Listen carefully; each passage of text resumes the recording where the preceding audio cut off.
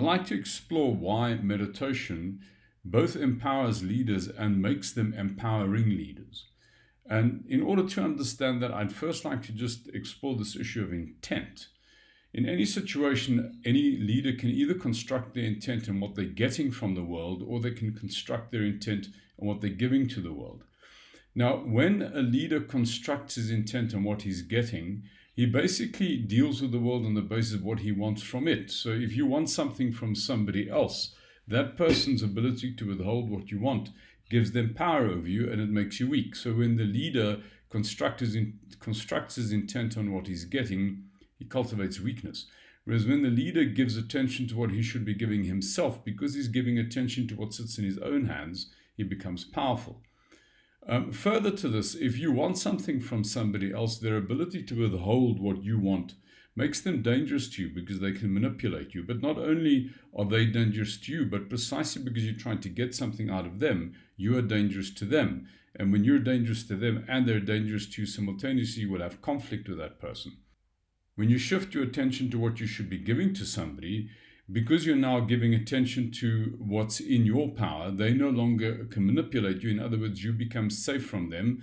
But precisely because you're trying to be helpful to them, they become safe from you. So you're safe from them, they're safe from you, and you have harmony with that person.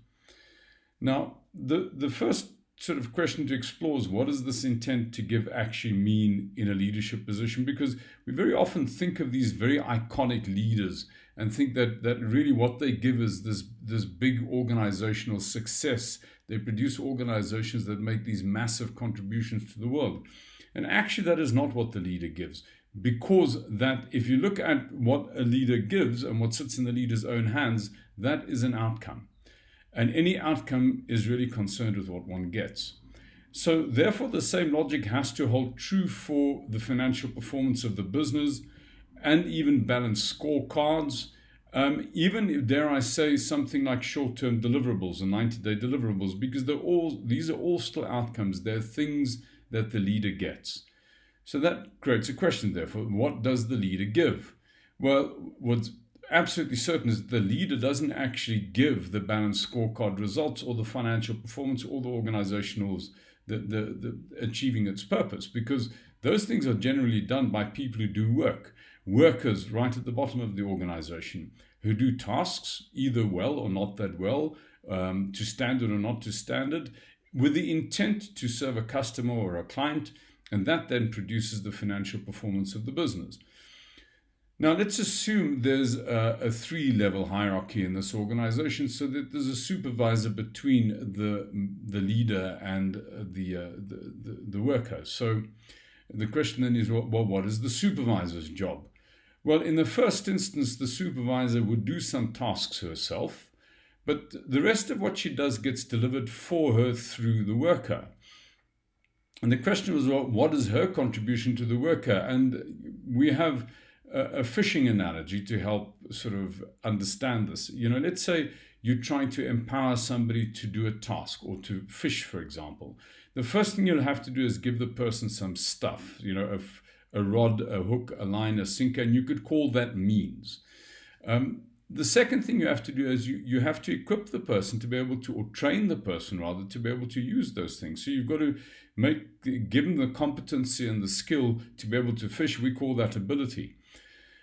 However, giving the person the means and the ability to be able to fish isn't adequate, because, if, for instance, the person really didn't want to fish and you gave them all the means and the ability required for them to do so, and you then said to the person, listen, if you don't catch a fish, don't worry, I'll give you one from my freezer, then the person won't fish willingly either. So the last thing you've got to bring to the party that actually engages the person's will is a kind of a toughness, which means to say, if you don't catch a fish after the starve, it's called accountability. In other words, the supervisor's contribution is to give the worker the means, the ability, and the accountability to do what's required of them and to do certain tasks herself.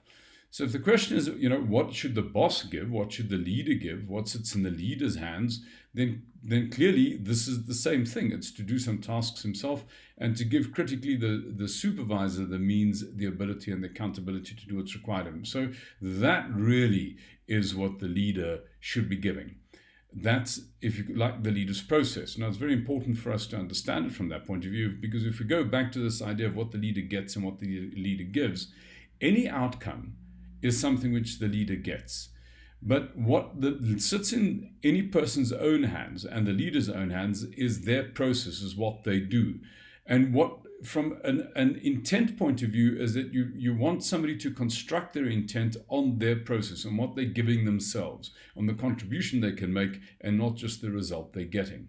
So what that means from the point of view of attention, we're all familiar with the Covey or the Eisenhower time management model. I mean, in current organizations, my experience, most leaders really are very concerned about outcomes and results. And the problem with them focusing on outcomes and results is that these are typical quadrant one activities. They are both urgent and important. And as a result, one gets a sense of leaders in this position always being panic-struck, short-term driven. Covey has a description of these quadrant 3 activities. He calls them sharpening the saw activities. And he says, imagine you walking through a forest and you come across a woodcutter who's busy cutting down a tree with a blunt saw, and the tree's not coming down. So the result he's trying to get is not happening. And you say to the woodcutter, just stop for a moment and sharpen your saw. And he says, can't you see I'm busy? So that's exactly how leaders are. They are so concerned with the result they're not getting, they give absolutely no attention to what they themselves should be giving, to what sits in their own hands. And so really quadrant 3 activities, as far as a leader is concerned, it would be the task that he would do himself, the means, ability, and accountability that he should be giving to his immediate subordinate. So what that means from the point of view of the leader is that the leader in the first instance needs to start doing some work on his own intent. He needs to really work out what he personally contributes to the world. Doing this work on his intent is also partly about learning how not to panic when things don't go your own way. It's about shifting your attention from what you're getting from the world, which creates the conditions where you feel like a victim because the world has power over you, to what you should be giving to the world.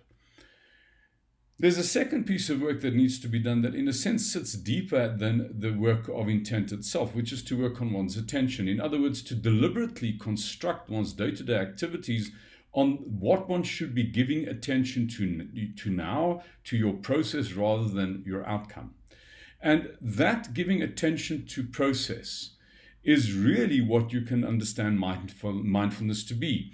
Wikipedia defines mindfulness as the practice of purposefully bringing one's attention to the present moment without judgment.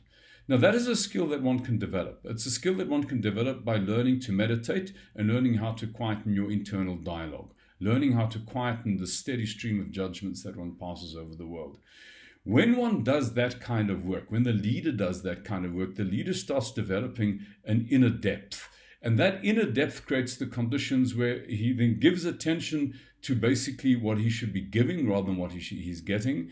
And the outcome of that is that he is both empowered because he's now giving attention to what he has power over, and he becomes an empowering leader.